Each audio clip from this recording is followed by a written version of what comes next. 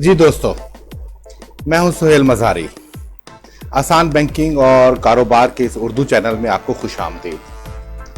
सूद के हवाले से हम इस पिछली वीडियो में देख चुके हैं, कुछ समझने की कोशिश की और उसी सिलसिले की ये दूसरी वीडियो है। उसी सिलसिले को आगे बढ़ाते हुए आज हम कुछ और जानने की कोशिश करेंगे, कुछ नया समझने की कोशिश करेंगे। तो मैं आपसे दरख्वास्त करूंगा इस वीडियो को आखिर तक ज़रूर देखिएगा, क्योंकि मामला कुछ हसास नौयत का है, सूद के हवाले से है और इसमें हम कुछ ऐसी ही चीज़ें लेके आ रहे हैं सामने जिसमें इसको समझने के लिए ज़रूरी होगा कि आप ये वीडियो पूरी तरह देखें। हमने पिछले वीडियो में एक ऑर्डिनेंस का जिक्र किया था, नॉन इंटरेस्ट बैंकिंग सिस्टम के हवाले से गैर सूदी बैंकारी निज़ाम 1984, मरहूम सदर जन मोहम्मद ज़ियाउल हक का ज़माना था ये। उस ऑर्डिनेंस का पूरा नाम था द बैंकिंग ट्रिब्यूनल ऑर्डिनेंस 1984। 31 दिसंबर 1984 को ये ऑर्डिनेंस आता है और फौरी तौर पे पूरे पाकिस्तान में नाफिजुल अमल हो जाता है। इसके कुछ जज़ियात, कुछ खास बातें जो मैं आपसे जिक्र करूंगा, जो आपके सामने लेके आऊंगा। इस ऑर्डिनेंस में वैसे तो और भी बहुत सारी बातें हैं, आपके सामने इसकी एक शक्ल भी चल रही है, आप खुद भी इसको देख सकते हैं। सबसे पहला इसमें जो एलिमेंट सामने आया था कि कर्जे को खत्म कर दिया गया। लोन, बैंक्स जो लोन देते थे, जो कर्ज देते थे, उसको खत्म करके उसकी जगह पे क्रेडिट फैसिलिटीज, उधार की सहूलत मुतारिफ करवाया गया। अब ये क्या है, हमें इसको समझना होगा थोड़ा सा। कर्ज और उधार में क्या फर्क है? कहने को एक ही चीज है, हम अपनी जिंदगियों में देखते हैं एक ही जैसे काम कर रहा होता है, लेकिन इसमें एक बारीक फर्क है। कर्ज हमेशा रुपए में किया जाता है और उधार वो रुपए के अलावा जिन्स में भी आता है, माल तिजारत, माल में भी होता है उधार। अगर हम किसी से कर्ज लेंगे तो हम सिर्फ उससे रुपया लेंगे या करेंसी में, या तो वो लेन देन कर रहे होंगे और वो कर्ज कहलाएगा, और सूद जो होगा वो कर्ज के साथ मुंसलिक होगा। उधार रुपए का भी हो सकता है और माल तिजारत का भी हो सकता है। मसलन मैंने किसी से 5 बकरियां ले ली और उसके बाद मैंने उसको कुछ अर्से के बाद 5 बकरियां वापस कर दी। इसी तरीके से गंदम ली और गंदम वापस की, या गंदम की जगह पे चावल वापस कर दिए, उसके अंदर जिन्स तिजारत शामिल हो जाती है। और फैसिलिटी का मतलब होता है सहूलत, उधार की सहूलत, क्रेडिट फैसिलिटीज। तो एक पहला एलिमेंट इसमें शामिल है जो इस ऑर्डिनेंस में आया कि बैंकों के लिए कर्ज या लोन का इस्तेमाल रोक दिया गया और उसकी जगह पे क्रेडिट फैसिलिटीज को मुतारिफ करवाया गया और उसकी डेफिनेशन दी गई कि ये क्या चीज होगी। दूसरा एलिमेंट इसके अंदर बैंकिंग कोर्ट्स, पहले इससे नहीं होते थे, सिविल कोर्ट्स होते थे, वो काम करते थे। स्पेशल खास बैंकिंग कोर्ट्स का क्या अमल में आया, जैसे कि आप देखते हैं हर जगह पे आपको भी मिलेंगे, तो बैंकिंग कोर्ट्स का क्याम शामिल हो गया। तीसरा एलिमेंट इसके अंदर जो सबसे बड़ा एलिमेंट था, इंटरेस्ट को खत्म कर दिया गया, सूद को, रिबा को, और उसकी जगह पे मार्कअप को लाया गया। अब बैंक्स अपनी क्रेडिट फैसिलिटीज के हवाले से जो चार्जेस लेंगे वो मार्कअप की शक्ल में लेंगे। यही मार्कअप जिसपे हम पहले भी जिक्र कर चुके हैं आपको कि सूद और मार्कअप में कुछ फर्क है, हमें उसको देखना होगा, उसे समझना होगा। अब इस मार्कअप के बाद चौथी चीज क्या थी जो इस ऑर्डिनेंस में सामने आई? बायबैक कंसेप्ट, खरीद और फरोख्त का मामला, खरीदना और वापस बेचना या बेचना और वापस खरीदना, बायबैक कंसेप्ट, और इसको लेके चला जाएगा। और बैंकों के सामने एक रोल मॉडल लाया गया कि आज के बाद जितने भी क्रेडिट फैसिलिटीज होंगी जो कस्टमर्स के साथ, जिसको हम बारोअर या रुपया लेने वाले उधार के मामले में बैंकों से रुपया लेंगे, वो आपके साथ बायबैक एग्रीमेंट करेंगे। लेन देन का मामला माल के हिसाब से, और बायबैक एग्रीमेंट को हम आगे चल के फिर पूरी तफसील से देखेंगे। यहां सिर्फ थोड़ा सा मैं आपको बता देता हूं, इस कंसेप्ट का मतलब है पार्टनरशिप।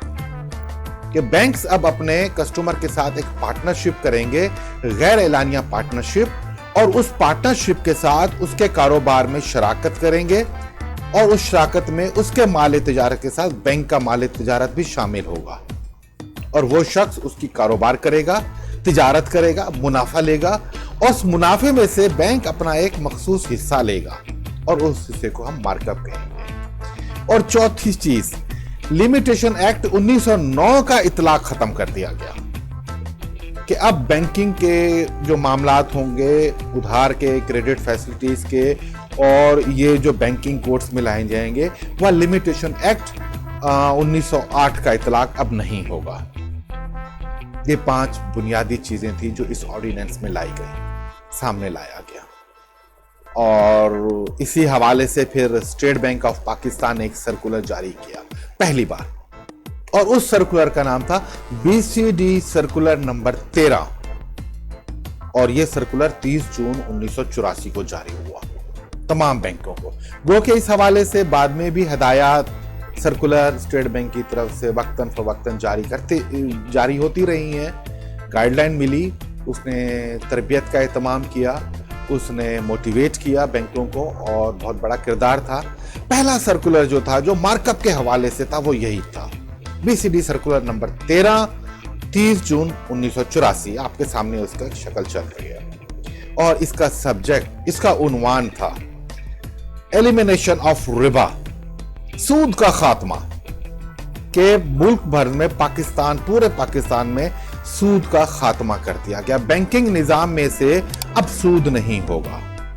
प्रॉफिट एंड लॉस, नफा और नुकसान की बुनियाद पे शराकत दारी होगी और इस शराकत दारी के ऊपर डिपॉजिट्स लिए जाएंगे और उधार दिया जाएगा, क्रेडिट फैसिलिटीज दी जाएंगी। और फिर इसकी मजीद आगे तफसीलात देखिएगा इसके एनेक्जर नंबर 2 में, जहां वो इसकी वजाहत कर देता है।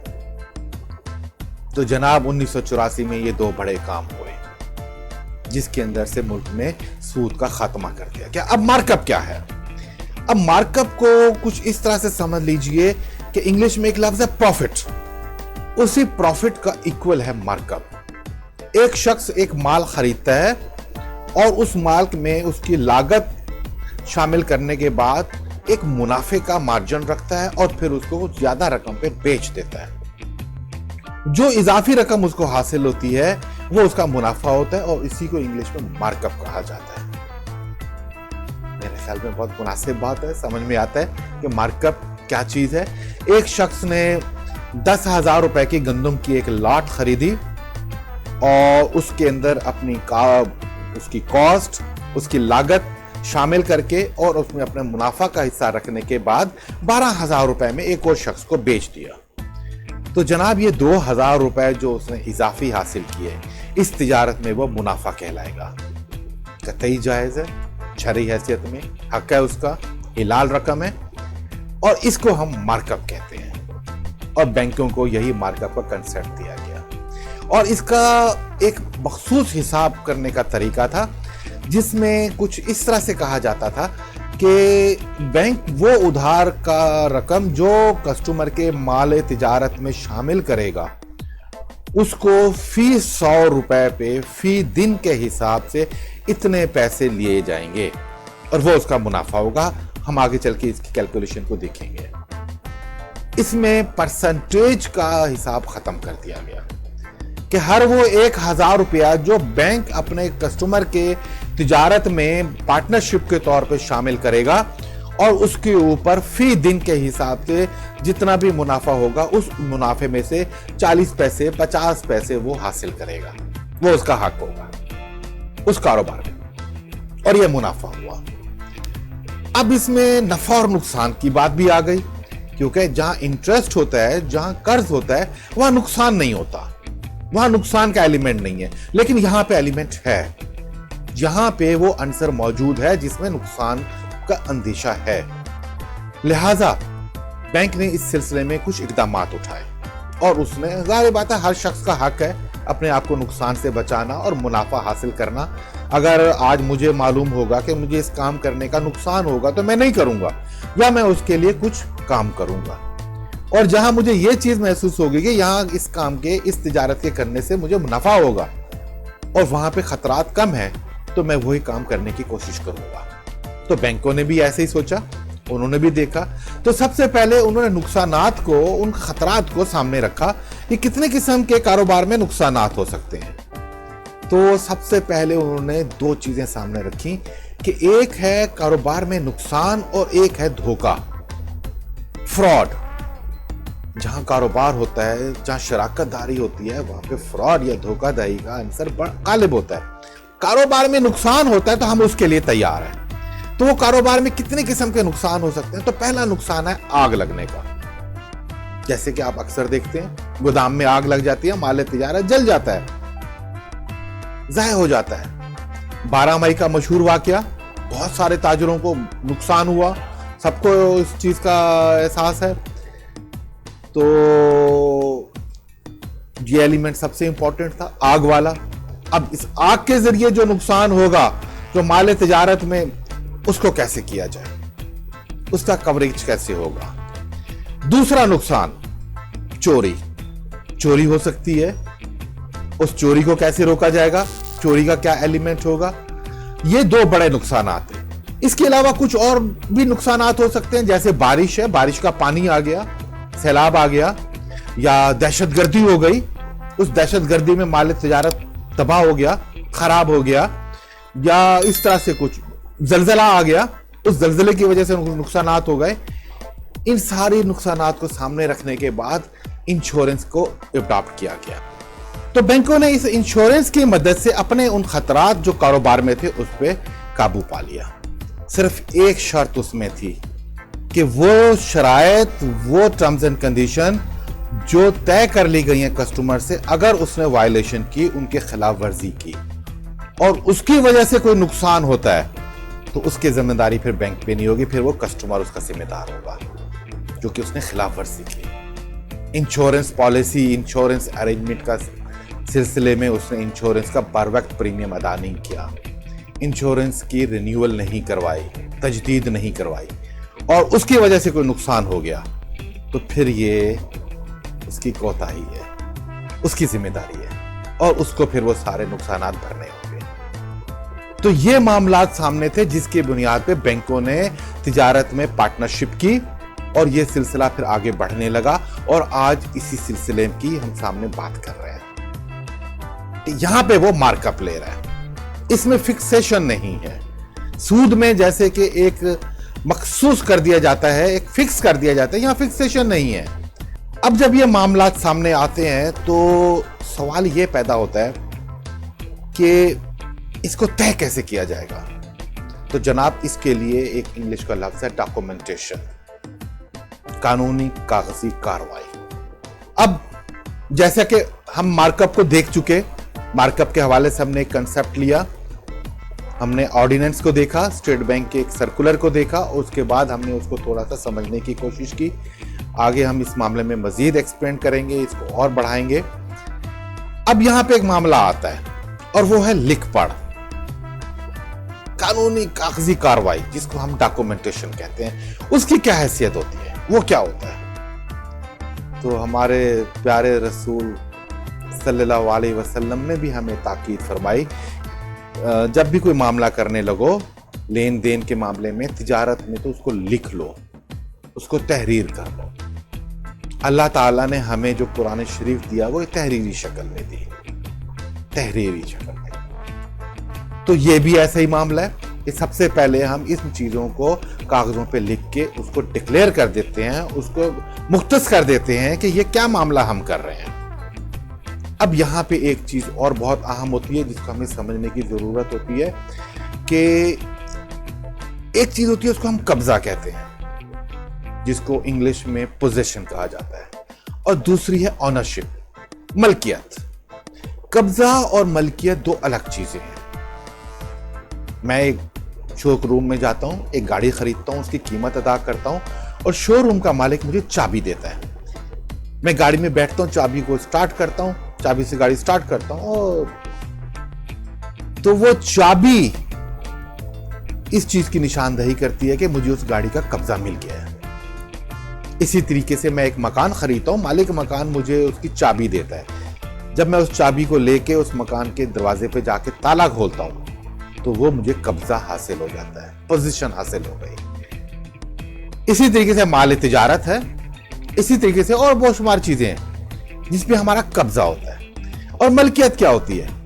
तो उस गाड़ी के कागजात जिसमें उसके इनवॉइस हैं और उसके दीगर कागजात हैं, जब एक्साइज एंड टैक्सेशन डिपार्टमेंट से मैं उनको रजिस्टर्ड करवा के अपने नाम पे रजिस्ट्रेशन बुक हासिल कर लेता हूं तो वो मेरी मलकियत हो जाती है, मेरी ऑनरशिप एस्टैब्लिश हो जाती है। मेरा मकान जिसमें मैं दाखिल हो गया, चाबी के साथ दरवाजा खोला और फिर मैं आ गया, और उसके बाद उसके जब टाइटल डॉक्यूमेंट तैयार होते हैं, उसके कागजी कार्रवाई मुकम्मल होती है और वो मेरे नाम पे इंतकाल हो जाता है, म्यूटेट हो जाता है, तो मैं उसका मालिक हो जाता हूं, ऑनरशिप। अब देखिए, मलकियत और कब्जा दोनों साथ साथ है। अगर आपके पास कब्जा है और मलकियत नहीं है तो मलकियत बन जाएगी, उसको सीधा कर लिया जाएगा, वो मामला हल हो जाएगा। लेकिन अगर आपके पास मलकियत है, ऑनरशिप है और कब्जा नहीं है तो ये परेशानी की बात है। फिर अदालतें, कोर्ट, वकील, फिर ये सारा मामला, तो हमें ये समझना होगा। इसी तरीके से माल तिजारत में भी कुछ कागजात ऐसे तैयार किए जाते हैं जिसके जरिए उनकी मलकियत और उनकी शरायत, लेन देन और उसमें मुनाफा, मुनाफे की तकसीम, हर एक चीज को मुख्तस किया जाता है, डिटरमाइन कर लिया जाता है, लिख लिया जाता है और उनको कानूनी हैसियत हासिल हो जाती है, उसके ऊपर गवाह आ जाते हैं।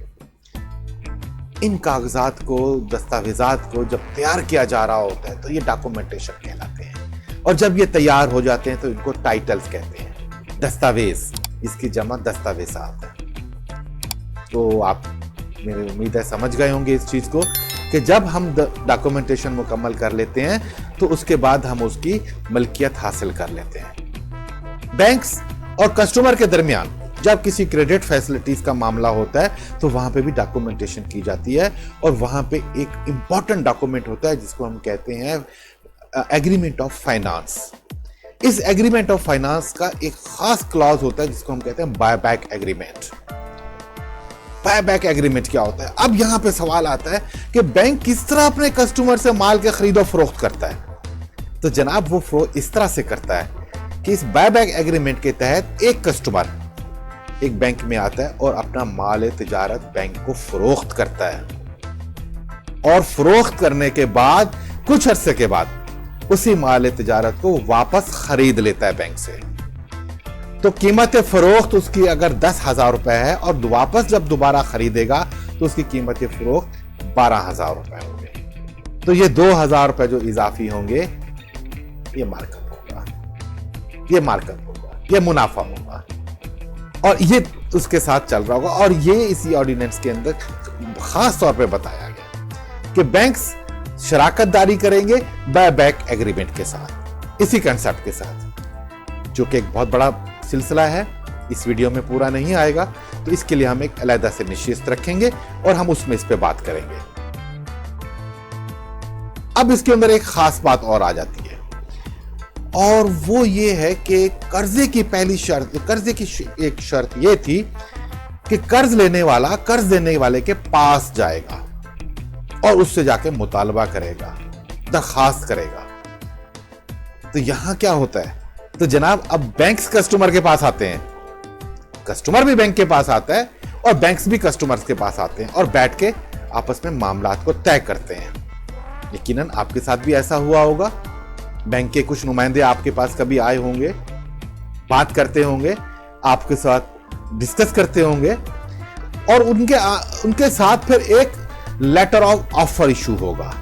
बैंक अपने उस कस्टमर को एक ऑफर देगा और उस ऑफर लेटर में वो बताएगा कि मैं आपको क्रेडिट फैसिलिटीज देने जा रहा हूं, ये क्रेडिट फैसिलिटीज हैं, ये उधार के मामलात हैं, उसमें ये शराइत हैं, और अगर आपको कबूल है तो हम आगे चलते हैं, इस मामले को लेके चलते हैं, इसकी डॉक्यूमेंटेशन को मुकम्मल करते हैं और फिर हम आगे कार्रवाई पूरी करते हैं।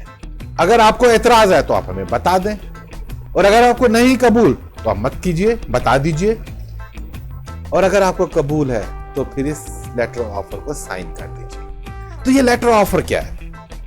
जनाब, इस गैर सूदी बैंकारी निजाम का सबसे इंपॉर्टेंट डॉक्यूमेंट है। इस लेटर ऑफ ऑफर के तहत ये मार्कअप के बुनियाद पे क्रेडिट फैसिलिटीज का एक इस्टेब्लिशमेंट हो रहा है। दोनों पार्टीज, बैंकर्स और कस्टमर, एक पार्टनरशिप करने जा रहे हैं और उस पार्टनरशिप का पहली कड़ी ये लेटर ऑफ ऑफर है जो आपको दिया जाता है। आप इसको पढ़ते हैं, इसको देखते हैं और इसे कबूल करते हैं और कबूल करने के बाद फिर एक मरला आगे तय होता है जिसके अंदर इसके दस्तावेजात तैयार की जाती है। तो जनाब, काफी हद तक मामला समझ में आ रहा है। सूद के अंदर मजबूरी थी, यहां मजबूरी नहीं है। यहां बाहमी रजामंदी के साथ, समझबूझ के साथ, खुशी के साथ मामला तय किए जा रहे हैं। तो सूद के अंदर कर्ज लेने वाला कर्ज देने वाले के पास जाता था, जबकि यहां पे ऐसी पाबंदी नहीं आ रही। यहां तो बैंक का नुमाइंदा भी कस्टमर के पास आ रहा है और वो उसको बता रहा है, उससे बहस कर रहा है, उससे मामला तय कर रहा है। तो ये बात तो समझ में आती है कि यहां पे कर्ज और सूद के साथ कुछ मामला अलहदा हो गया है। तो मेरे ख्याल में काफी मुनासिब बात हो गई है। हम अगर मुकम्मल तौर पे इसको नहीं समझ पा रहे तो किसी हद तक तो समझ चुके हैं कि मार्कअप मुनाफे की एक शक्ल है और इसके अंदर वो सूद वाले एलिमेंट शामिल नहीं है। ये कारोबार है और उस कारोबार में बैंक कस्टमर के साथ शराकतदारी करता है। उसके नफा और नुकसान में अपने नुकसान को अलावा उस कस्टमर के नुकसान को भी बचाता है इंश्योरेंस के जरिए। और वो कस्टमर जो बैंक के पैसे से माल खरीदता है वो बैंक को बताता भी है। हर महीने एक स्टॉक रिपोर्ट देता है और उस स्टॉक रिपोर्ट के ऊपर वो बताता है कि मैंने बैंक से इतना रुपया लिया और उसके एवज ये माल मेरे पास मौजूद है। तो ये डिक्लेरेशन भी इस चीज को साबित करती है कि वो माल तिजारत जिसकी पोजीशन वो बैंक को हर महीने बताता है कि जनाब ये देखिए, ये मेरे पास माल तिजारत मेरे पास है और इतना मैंने बेच दिया है और इतना मैं मजीद खरीदने जा रहा हूं। तो अब इस चीज का फैसला करना कि मार्कअप सूद है या नहीं है, ये मैं आप पे छोड़ता हूं। मैंने अपनी कोशिश की, मैंने बताने की कोशिश की, वजाहत की, हवाले दिए, दलील दी। अगर आप समझते हैं मैं कहीं गलती पे हूं तो जरूर मुझे बताइएगा, हम उसको दुरुस्त करेंगे, लेकिन दलील के साथ। तो आज के लिए इतना काफी। इंशाल्लाह फिर मिलते हैं।